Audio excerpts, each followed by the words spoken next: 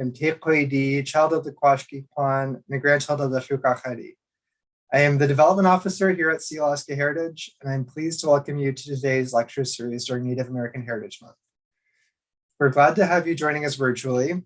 We strive to continue to provide programming for you, including celebration, Baby Raven Reads, and other SHI language, culture, art, and educational programs. Grant funding does not cover all of our operations, and individual donations are critical to ensuring our operations continue. If you'd like to contribute, you can donate online at sealaskaheritage.org/donate. Today's lecture is titled A Traditional Literary History of the Alaska Native Brotherhood and Sisterhood, Writing Alaska Native Solidarity into Modernity. And today's lecture is presented by Michael P. Taylor, Assistant Professor of English and Associate Director of American Indian Studies at Brigham Young University. Michael is the current Butler Young Scholar with the Charles Redd Center for Western Studies. His scholarship focuses on Indigenous activism, poetry, and boarding schools, and has appeared in such journals as American Quarterly, Native American and Indigenous Studies, and Modernism, Modernity. He is the co-author of Returning Home, the Night Creative Works from the Intermountain Indian School, which was published by the University of Arizona Press. His research focuses on Indigenous archives to expand the literary histories and ongoing resurgent acts of Indigenous communities. There will be an opportunity for questions at the end. Please type your questions in the chat. Please welcome Michael B. Taylor. Thank you. Thank you so much, David, and thank you to the Sealaska Heritage Institute for hosting me today. It really is such an honor to be invited back. It's a shame that I'm only able to join virtually, but I hope to be there in person again one of these days. My first visit to SHI was 6 years ago as a Ph.D. candidate studying Indigenous literatures at the University of British Columbia. And it completely, profoundly influenced the type of scholarship and community work that I strive to do. I appreciated your hospitality then, and I'm grateful for the opportunity to see and speak with all of you again, even again if it's only virtually.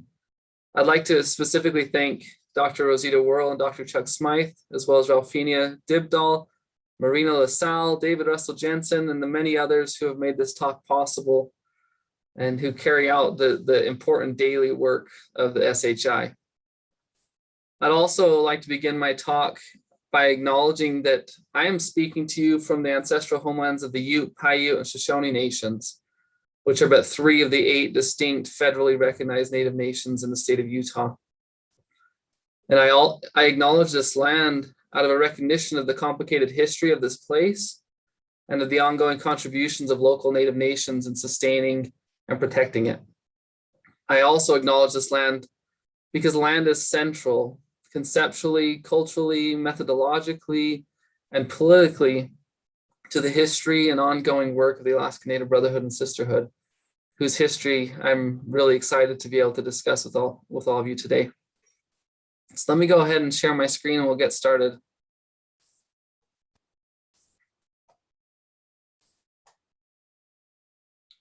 So the title of my talk today is A Traditional Literary History of the Alaska Native Brotherhood and Sisterhood, or Writing Indigenous Solidarity into American Modernity.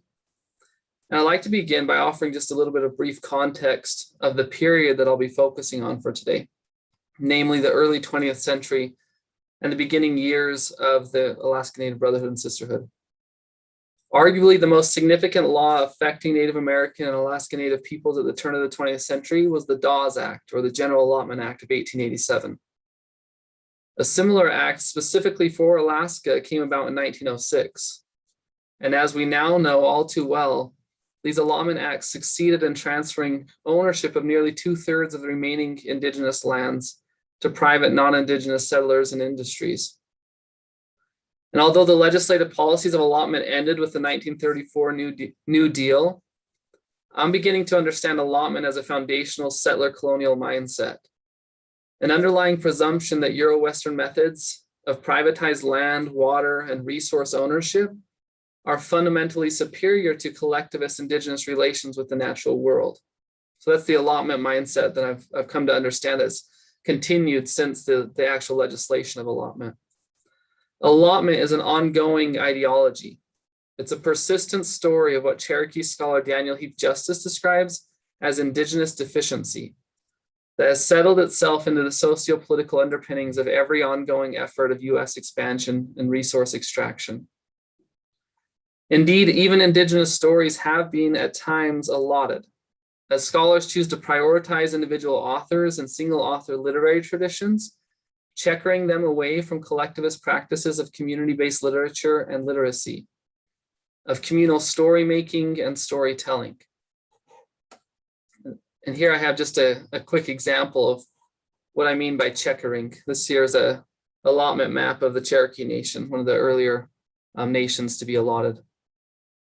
As an alternative to the checkerboard maps of US allotment that Justice has so effectively reimagined as what he calls cartographic kinscapes, community-based indigenous writings at the turn of the 20th century offer resurgent maps of interconnected indigenous relations, resilient kinscapes that adapted traditional indigenous literary practices in ways that asserted ongoing commitment to communal relations, despite the ever-increasing impositions to become American individualists. In addition to remapping expansive networks of surviving indigenous relations, allotment era indigenous writings also expand what Mohawk scholar Audra Simpson theorizes as a cartography of refusal in their declarations of territorial integrity and their demands to have one's political sovereignty acknowledged and upheld. Among the many individual and collectivist writings of the Alaska Native Brotherhood and Sisterhood that circulated throughout the final 20 years of US allotment, I'll turn today to just one example, and that's the Brotherhood's official newspaper, the Alaska Fisherman, to map out but one piece of a larger literary history of early 20th century Native Alaska that demonstrates communities coming together into a collective refusal to relinquish their rights and responsibilities of living on and caring for Alaska Native lands and waters. While allotment ideologies still seek to structure the narratives and resulting realities of Indigenous peoples throughout and beyond the United States as being always deficient, divided, or dying off, the allotment era writings of the Alaska Native Brotherhood and Sisterhood posit possibilities of reconstructing such narratives into traditional stories and sustainable systems of survivance. Excuse me. Until only recently, much of the academic and public discourse has attempted to define Indigenous peoples in the United States at the turn of the 20th century as fitting within an overly simplistic dichotomy between Indigenous traditionalism and assimilation into American modernism. Let me share just a brief example as it pertains to early 20th century Indigenous literatures. While American modernists celebrated the poetic adaptation of ethnographic renderings of communal Indigenous expressions into what they saw as experimental modernist poems, the same modernists completely ignored the contemporaneous poetry of Indigenous poets. As I've argued elsewhere, according to American modernists, early 20th century Indigenous poets were simply not primitive enough to be considered modern. The histories written and told of the Alaska Native Brotherhood and Sisterhood have also been told or measured by this reductive traditional modernist tension, a false binary of what it meant to be Indigenous then and what it means to be Indigenous today. So at the conclusion of my first visit years ago to SHI, Dr. Rosita Worrell shared an experience with me and an understanding of this perceived tension in ways that pushed me to think and research beyond this imposed dichotomy. And I'd like to share her words with you as I received them then, with the hope of framing the rest of my presentation today as the beginning of an ongoing attempt to respond to her encouragement to map out some of the adaptive strategies that would serve to maintain a link to and a protection of traditional Alaska Native ways of knowing and being by mastering and repurposing colonial education and sociopolitical tools to better serve Alaska Native communities into the future. So let me go ahead and share just a short clip of the feedback that she gave me based on my original talk at SHI. And what we need to do to tie it back to some of the oral tradition But just to finish off on that, you know, I finally came to the conclusion, and I kind of think I'm right from what I'm learning in my continued study since the 1960s, is that they were looking for us to get the tools that we needed to protect ourselves. And when you look at their early work and the early leaders, is that the early work that they were doing was not on land specifically, because I did a study of leadership, and when I was looking at the traditional leadership, the clans, they were always talking about land. 1912 comes, they organize the A&B, and they talk about, you know, learning to speak English, getting educated. They were looking for the tools that we needed in order to survive. There's another interesting thing that I wonder was it really a strategy, is where we still had clan leaders, and they would touch base with the clan leaders. They even though they knew, they said we have to speak English, they gave deference to the clan leaders who continued to speak English. And just yesterday, I read something by Paul Jackson, where he said that it was he suggests it was a specific strategy, that part of our people would become educated in the Western way, but we would still keep our traditional leaders who would then come back and educate us during this time period. And I'm doing some work on canoe projects, and he said that they were the educators. These people who continued our traditional practices, they would become the educators in this time and era. And you see it right now in the works of, you know, SHI.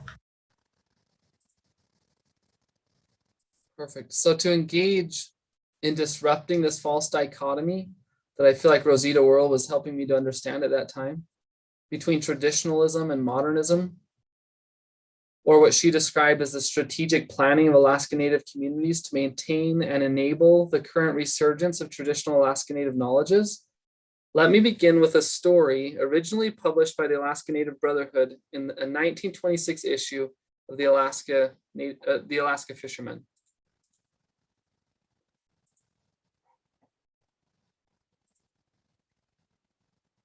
So it's entitled A Tlingit Legend, How and Why the Cormorant Lost His Tongue.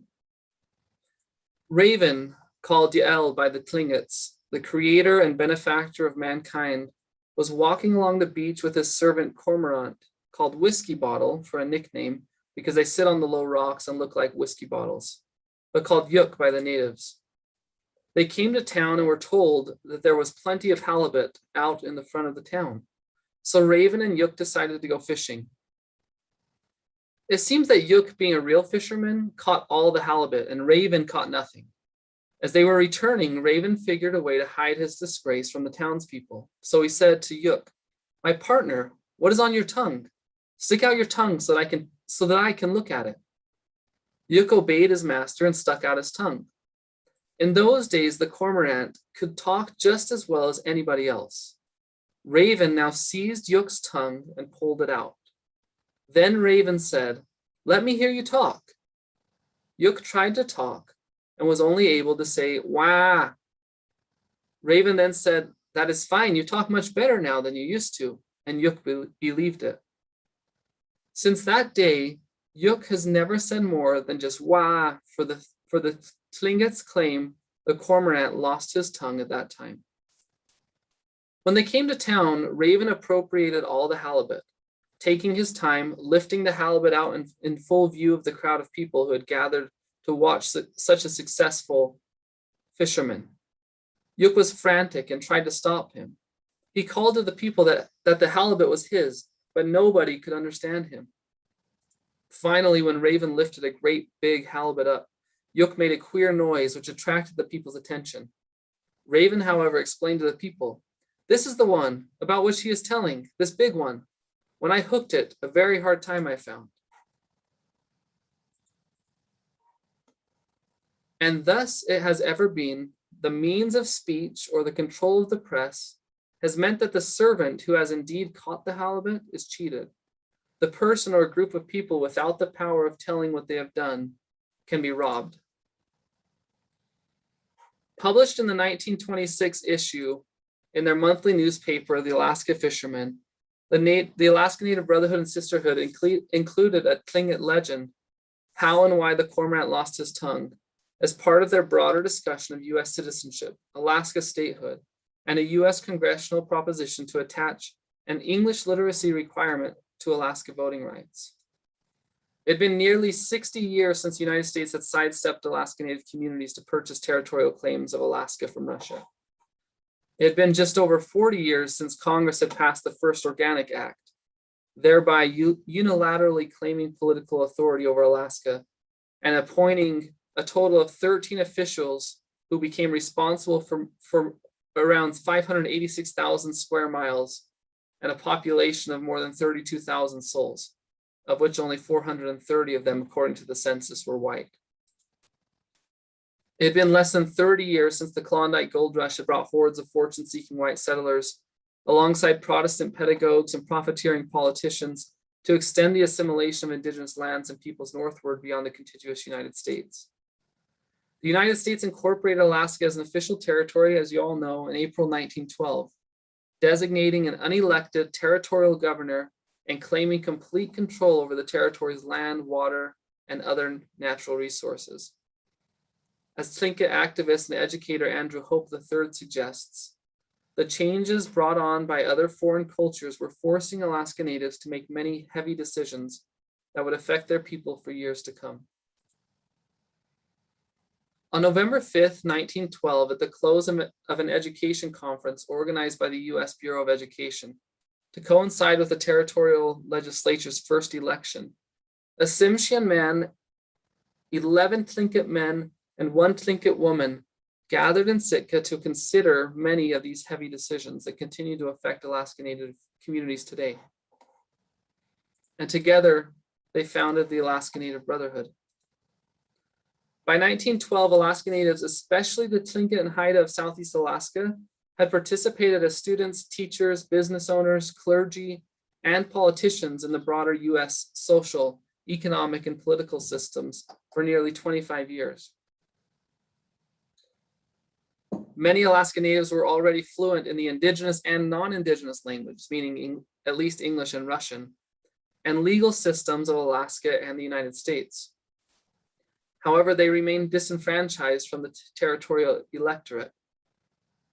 Weighing the long-term limitations and possibilities of adopting English as the primary territorial language, embracing US forms of public education, converting to Christianity, and many of the other requirements to gain US citizenship at the time, the Alaska Native Brotherhood agreed on their collective platform, Alaska for Alaskans. This platform decried the unchecked industrial exploitation of Alaskan lands and waters, called out discrimination and public segregation against Alaska Natives, and demanded that Alaskans, not just territorial appointees, be consulted on all policies that affected Alaska.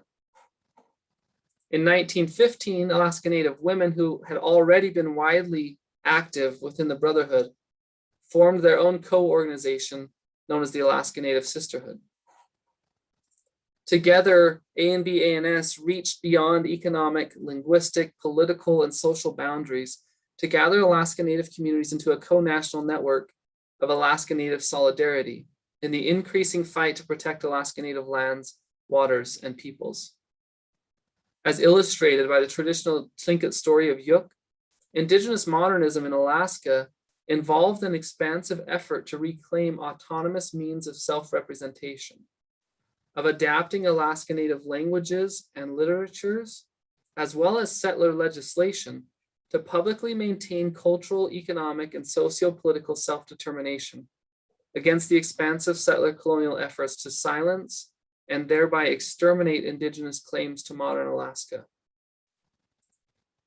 In other words, the ANB-ANS simultaneously engaged, participated in, and disrupted the sociological structures of settler modernity, the economic, educational, cultural, and political conditions of Alaska, and the ever-expanding United States.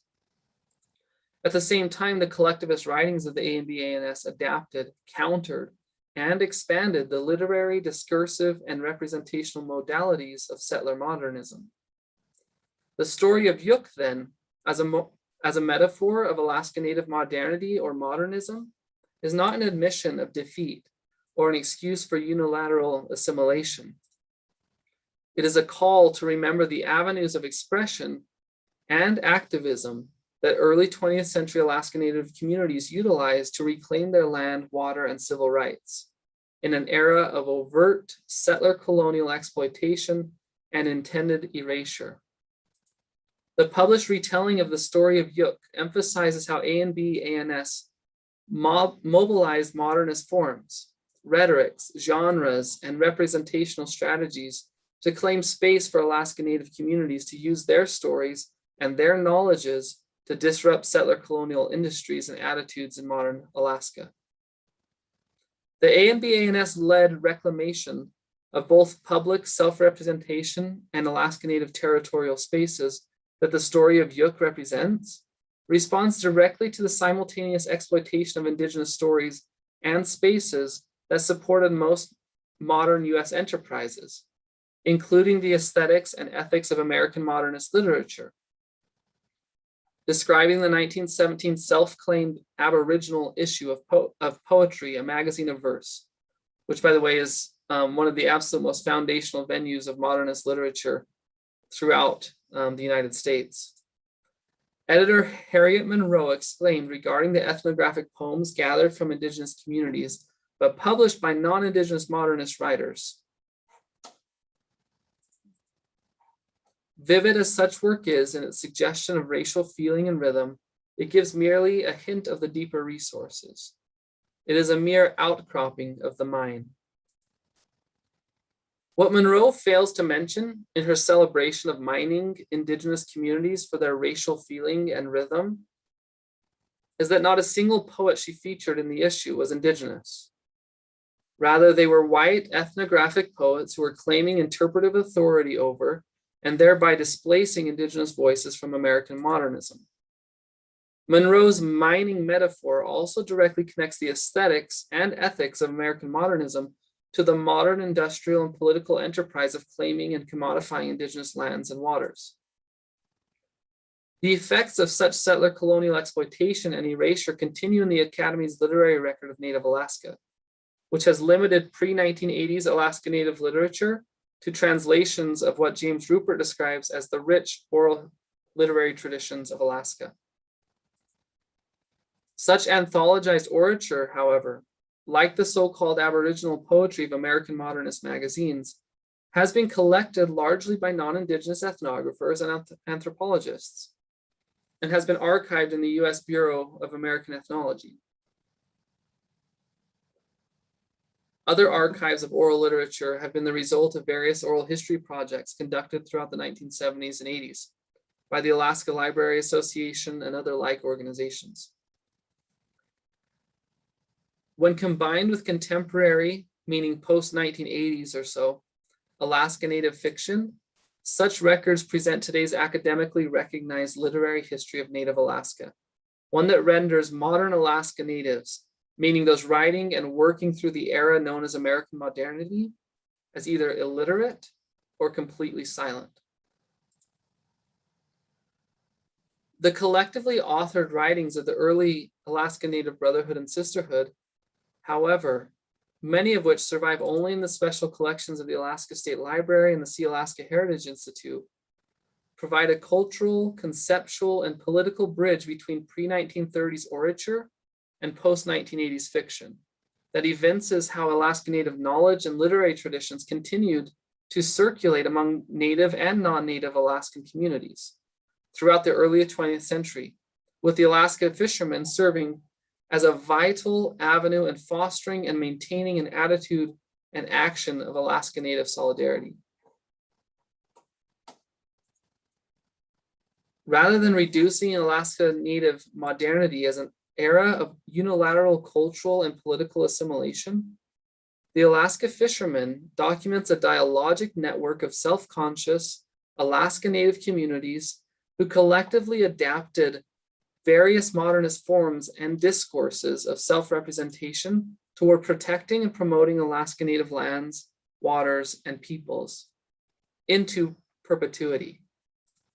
Returning to the writings of A&B-A&S refutes settler colonial narratives that locate the beginning of Indigenous intellectual and literary achievement within settler temporalities of U.S. territorial status and statehood, and resituates Alaska Native modernity as an era of collective literary activism that made possible the ongoing reclamation and resurgence of Alaska Native lands, languages, waters, and peoples. So according to the Alaska State Library, the first statewide newspaper committed specifically to Alaska Native issues did not surface until the Tundra Times, edited by Inupiat editor Howard Rock in 1962. And here we see the power of a single word, statewide, to erase the important pre-statehood literary and political histories of Native Alaska. As the writings of A&B-A&S demonstrate, relying on settler temporalities and geographies naturalizes what continue to be longstanding sites of Indigenous resilience and anti-colonial resistance. Throughout the 1910s and 1920s, A&B-A&S leaders had been actively publishing Alaska Native editorials in the Tlingit from 1908 to 1912, and the subsequent Verstovian from 1914 all the way to 1971, both of which were published at the Sheldon Jackson School in Sitka. On February 15th, 1923, William Paul, serving then as A&B secretary, began editing and publishing the Alaska Fisherman as an independent public newspaper edited, owned, and published by and for Alaska Native peoples. Priced at 10 cents, the debut issue of the Alaska Fisherman began with a large, bold printed headline, "Native Fishermen Vigorously Protest Reservations." Throughout this first issue, A&B-A&S addressed everything from discrimination, activist efforts, and illegal poaching to Alaska-wide politics and policies, salmon reservations, A&B-A&S specific news, the need to care for aging community members, and wider US and international politics, all of which constitute modern Alaska Native engagement that simultaneously adapted to and disrupted structures of settler modernity. A&B-A&S frequently published articles that promoted what Paul printed as "Our Platform, Alaska for Alaskans, Abolishment of All Traps, Full Territorial Government, and One Nation, One Language, One Flag." Alluding to the ancient Christian doctrine of communal unification in Christ, the one baptism, one faith, etc. teaching from the New Testament, the paper's platform expressed the strategic balance that A&B-A&S sought to maintain between their constitutional purpose of, quote, civilized US statehood and their ongoing fight to maintain Alaska Native self-determination, civil rights, and claim to Alaska lands and waters. Despite the limitations to promoting traditional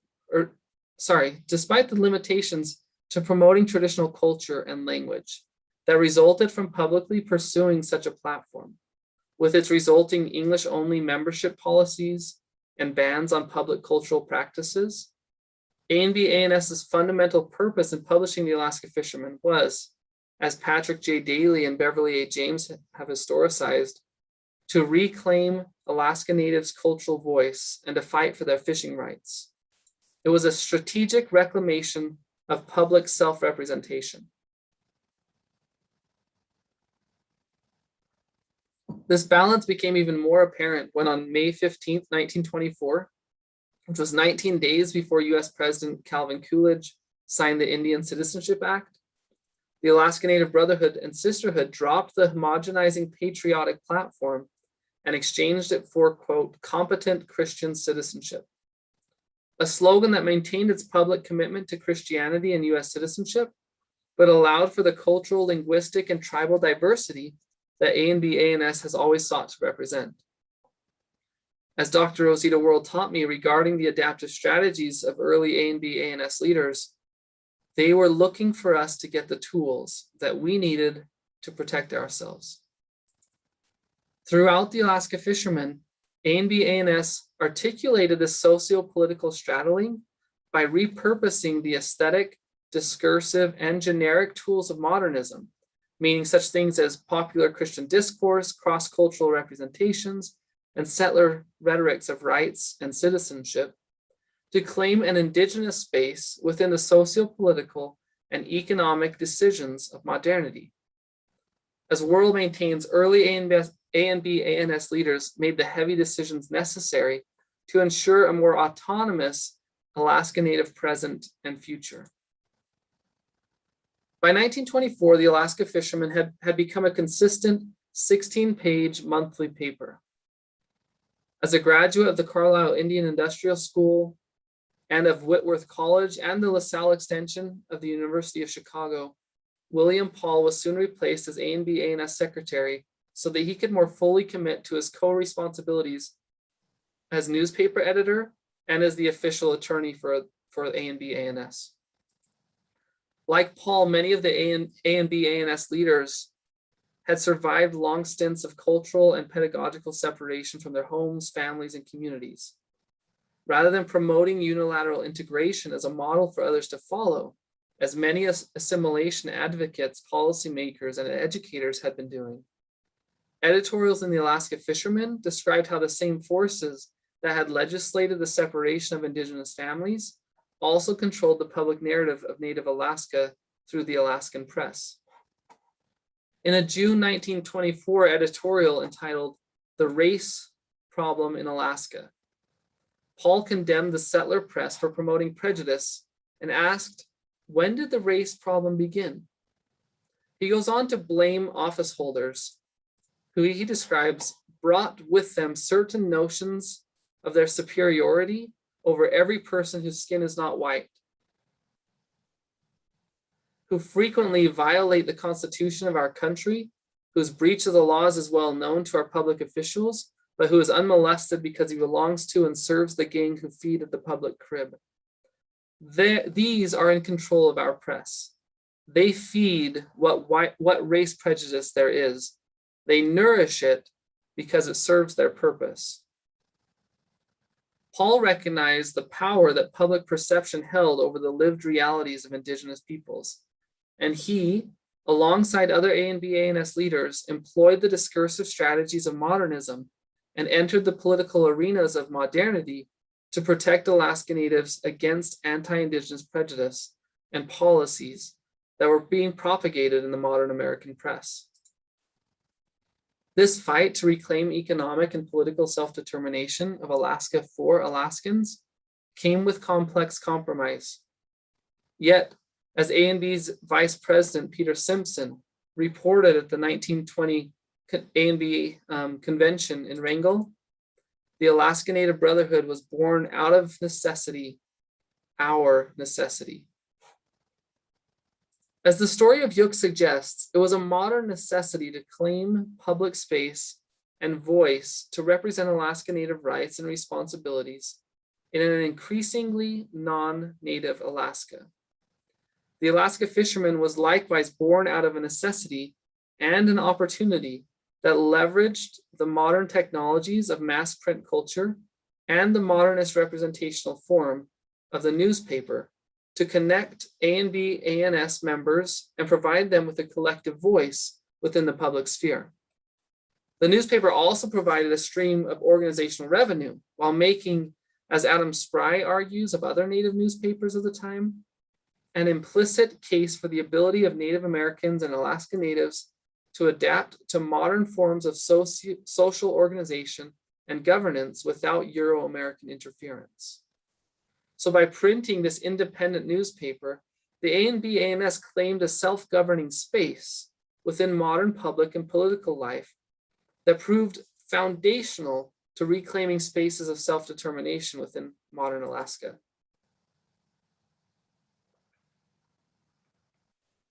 The Alaska Fisherman came into being through collective action to become the official voice of the Alaska Native Brotherhood. As such, although Paul served as the initial chief editor, and despite his outstanding individual achievements within settler modernity, he seldom signed editorials as the individual author. Except for republished articles or letters that Paul wrote in his capacity as the ANB-ANS attorney, and the occasional report signed with the Anglicization of Paul's Tlingit name, Schwendi, the majority of Alaska Fisherman articles remained unsigned, as if produced by the ANB-ANS collective rather than by any individual contributor. And rather than promoting individual newspaper personalities, which was a big thing at the time, an example of an emerging culture of celebrity and journalistic self-fashioning, the Alaska Fisherman functioned through a collectivist ideology. As the final 2 points of the Alaska Fisherman's platform declared, ANB-ANS wrote in order to inform and speak as Alaskans, to bring Alaska Natives and allies together into a co-national body capable of reclaiming Alaska Native rights, lands, and waters. Although it's difficult to retrace the exact numbers and strategies for the Alaska Fisherman's distribution, rival newspapers and politicians saw it as a powerful reclamation of Alaska Native political voice, and therefore as a serious impediment to their settler colonial success. As Haycox reports, political opponents of William Paul came to fear him greatly, for he represented the potential to control the outcome of any election in which his influence might be used. In fact, rival newspapers expressed that fear in the form of repeated tirades against Paul and his politics. In the 1926 Petersburg Press, for example, this newspaper asked its readers, "Will you cast your vote for William L. Paul, organizer of the Native Bloc, the breeder of racial hatred, the man who has made the Indians a political question, the man who has been described as the most dangerous man in Alaskan politics, because he threatens to dominate Alaska and to rule the territory by and for the Indians who have placed him in power." Other papers described him as an unscrupulous politician, a self-appointed dictator, and suggested that he, quote, herds the natives so that they will vote as directed by the manipulator. Public officials seeking to repress William Paul even went as far as arresting his mother and charging her with, quote, inducing an Indian to vote. Haycock's history and the public press's polemic against Paul focused directly on Paul the individual rather than the collective that he had been elected to represent through the Alaska Fisherman. In a responding editorial entitled "War on Women Folk,"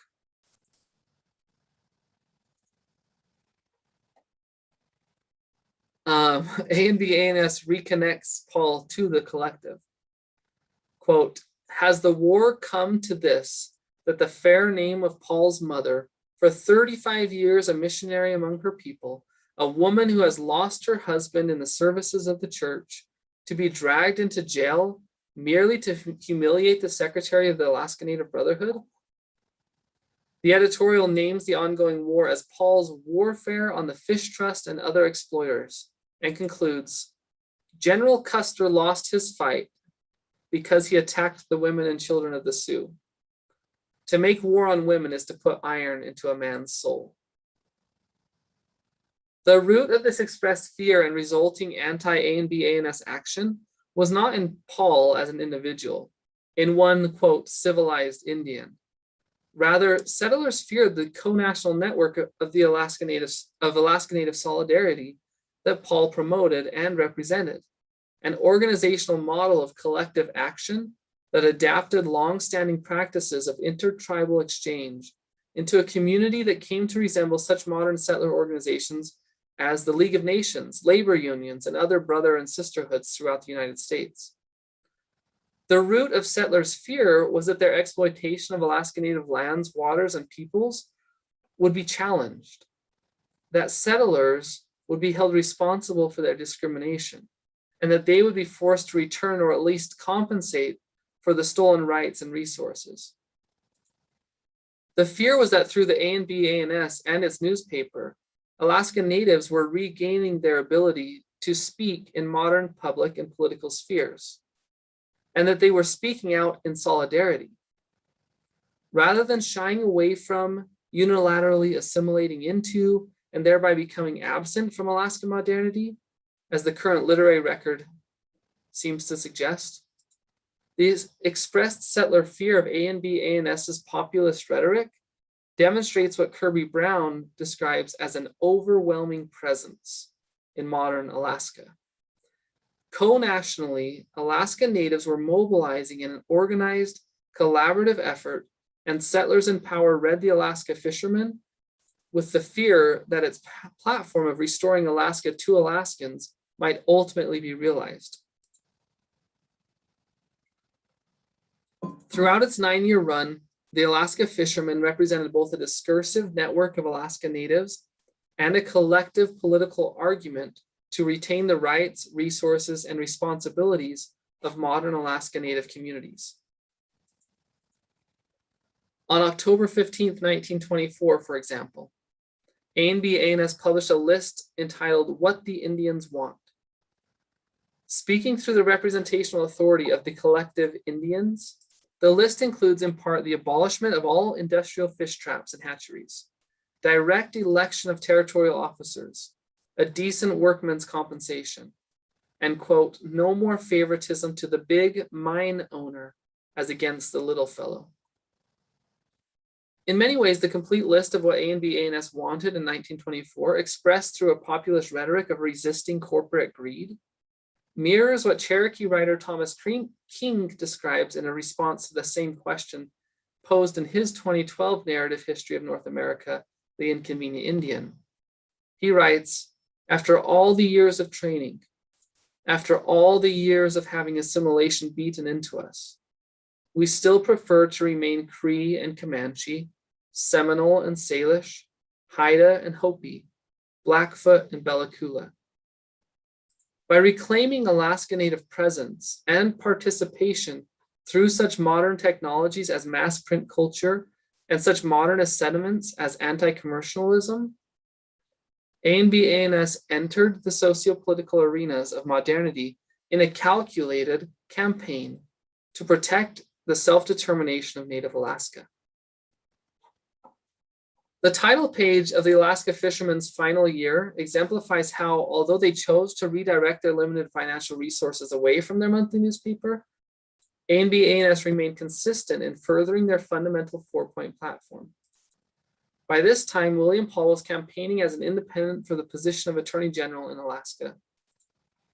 Rather than beginning with an image of the salmon most frequently featured on the newspaper's front page, the ANB-ANS substituted the salmon image for a direct call for non-Indigenous allies issued by William Paul. Entitled, "We Are Doing Our Share," Paul writes, "We rise at this time to tell the world that we favor the immediate abolishment of the Bureau of Fisheries from Alaska, the turning of the fisheries of Alaska over to the people of Alaska, and the employment of free-born American citizens in that service." Paul continues, "The colonists organized the Boston Tea Party and, disguised as Indians, boarded a British trader and dumped its cargo overboard in protest against the misrule by King George III. The white citizens of the territory, aside from a few, idle away their efforts in places of congregation and let Indians organize and protest the encroachments of the Bureau of Fisheries." He continues, "Alaska would be free in a short time if the white people of Alaska would fight for liberty as hard as the Indians are doing. Quit talking around the pool rooms and make a united protest." In this bold call for allies to act alongside Alaska Natives against the unregulated industrialization of Alaskan lands and waters, Paul summarizes and celebrates the ongoing solidarity of ANB-ANS while comparing the US Federal Bureau to colonial England. At the same time, he reverses the role of Indians and revolutionaries. Rather than depicting Alaska Natives as impoverished, idle, or drunks, as popular narratives so frequently did, he describes how Alaska Natives were donning modern colonial costumes and customs as, quote, civilized Indians to protest against the misrule of the Bureau of Fisheries, and by extension, the US federal government. Here, Paul recognizes the need for allies, but rather than strategically speaking through an adopted rhetoric of subservience that was actually so common at that time, he celebrates Alaska Native aptitude and activism as a model, in fact, the model for Alaskan autonomy.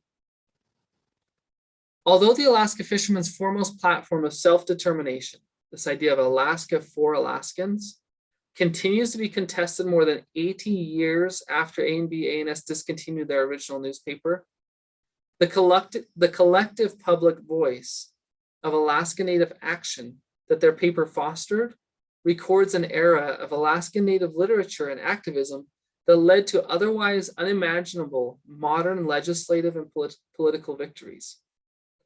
Alongside other Indigenous collaborators and non-Indigenous allies, ANB-ANS secured the Tlingit-Haida Jurisdictional Act in 1935, which gave Alaska Natives the right to bring suit against the United States. Collectively, ANB-ANS brought the Indian Reorganization Act of 1934 to Alaska in 1941, with Alaska originally being excluded from that deal, thereby formalizing US federal recognition of Alaska Native sovereignty. In solidarity as Alaska Natives, they pushed through the Anti-Discrimination Act of 1945, which ended segregation of public places, including schools in Alaska, long before such anti-segregation policies started in the United States. As such landmark legislative accomplishments attest, Alaska Native modernity was not just an era of assimilation. It was an era of ongoing co-national organizing held together in large part by the collective literary activism of ANB-ANS, or what I'm describing as a traditional literary history of that period. Beyond the legislative victories of ANB-ANS, the Alaska Fisherman, as one example within an expansive archive of early 20th century Alaska Native and other Indigenous writings, offers what I'm describing as a literary ligature, binding Alaska Native peoples together, their land, stories, fish, and water, in ways that transcend the discursive apparatus of settler modernity. In other words, if we read and we listen beyond the Bureau of American Ethnology, or put another way, if we recognize the continuation of traditional Indigenous oral literatures adapted into English and other literary forms, that most modern, we remember that Yuk never surrendered to Raven's exploitative deceit. In that story, Yuk continued to speak. Likewise, despite the modern ethnographic and sociopolitical attempt to pull out Indigenous tongues, Alaska Native modernity was never an era of assimilationist silence. Rather, it was a proactive period of reclaiming the civil rights and cultural responsibilities, as well as the traditional lands, waters, and lifeways that continue to sustain Alaska Native communities today.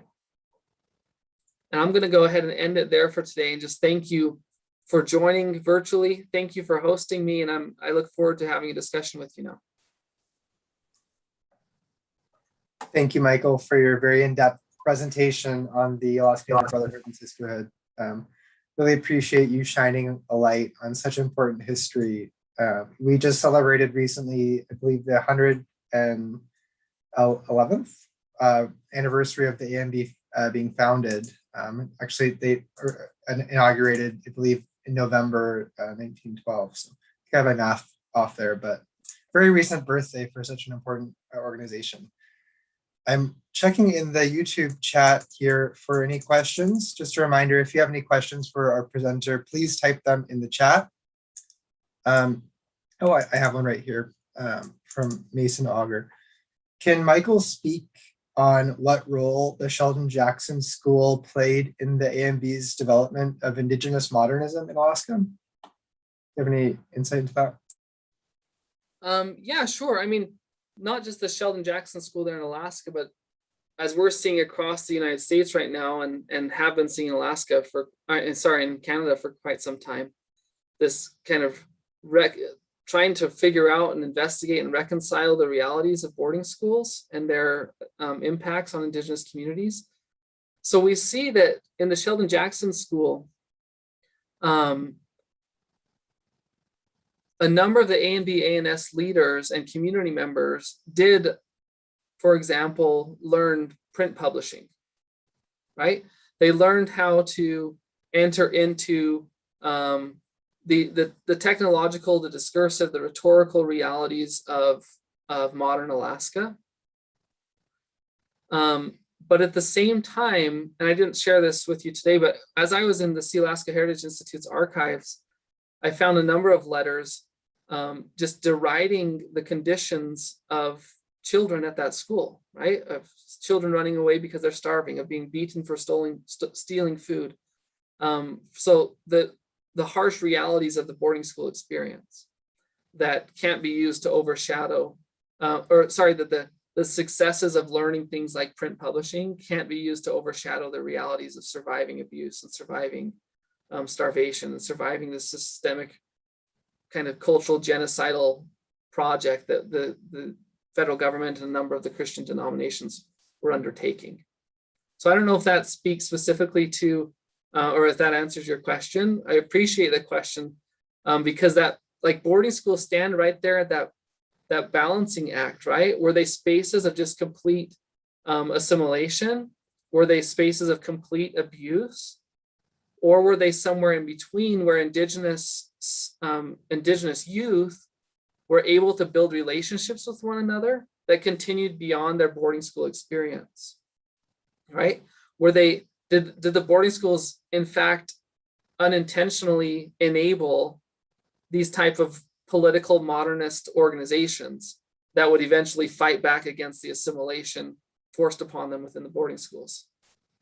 And that's kind of what I'm trying to think through, and what I hope this work that I presented today is thinking through is not just this either or tension of assimilation versus complete disruption, complete resistance, but rather the aptitude of indigenous youth within such spaces as boarding schools to collaborate with one another, to create networks of relations that transcended and survived beyond the boarding school experience, that combined with the tools forced upon them and then thereby learned within the boarding school system could be utilized to support acts of self-determination later on for indigenous communities.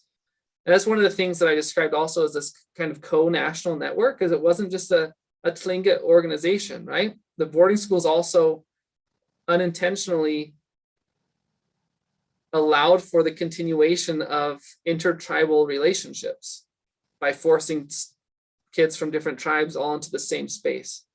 And organizations like A&B A&S utilize those relationships by building kind of co-national or co-tribal or intertribal organizations and political action committees.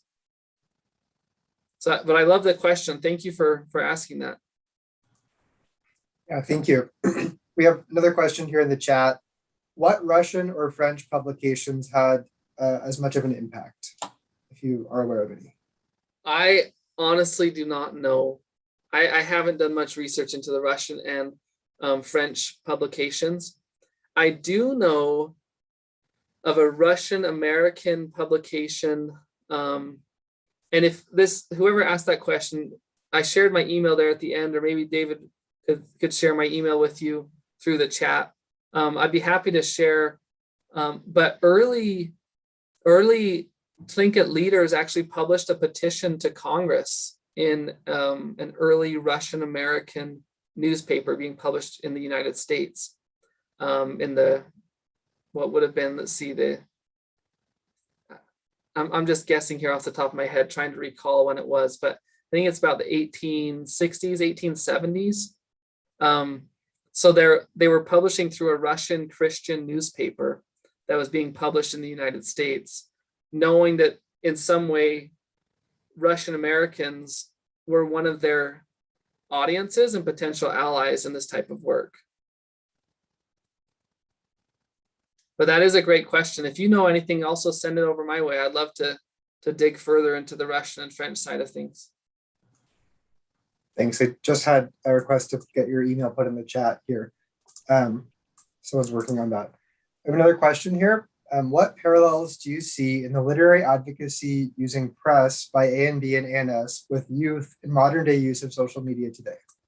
Also, do you know how the Alaskan Fisherman was funded? Was it through a subscription model? Thanks. Yeah, as far as I can tell, the funding did come through a subscription model or purchasing the individual copies. Like I said, it was originally priced at 10 cents a copy.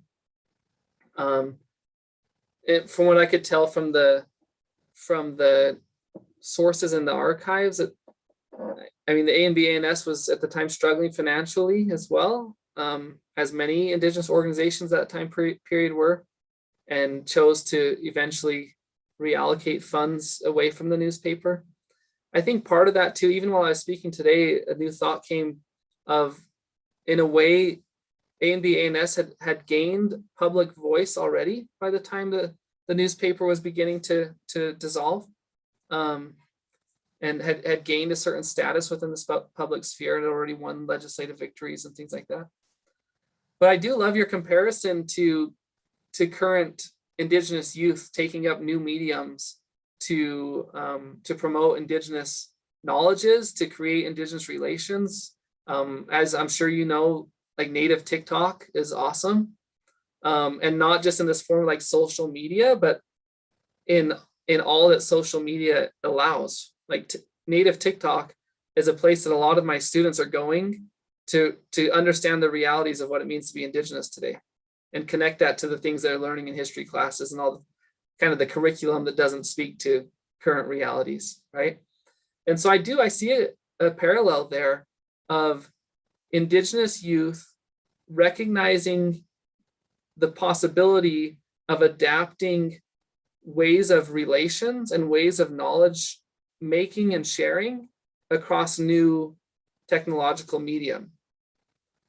So like the mass print culture is a new thing at the turn of the 20th century, right? It's booming across the United States. So it's not that the Alaska Native Brotherhood and Sisterhood or the Alaska Native communities were not already sharing news or sharing knowledge across tribes and within the public sector, but they recognized, hey, here's a new way of doing this more efficiently, and a way that can speak to multiple audiences all at the same time, a way that's respected by audiences that don't typically listen to our community. And so they adapt to that new technology. And I love the question because I think the same thing's happening right now. And I think TikTok's probably the most prominent example of that. So yeah, great question. Thanks. We had a question as well. This was pre-generated by some of our staff here. We were curious if there was a similar publication that was distributed by the Alaska Native Sisterhood, or if you had done any research into other literary efforts of the ANS. I actually have not found a similar publication from at least as regular of a publication of the Alaska Native Sisterhood.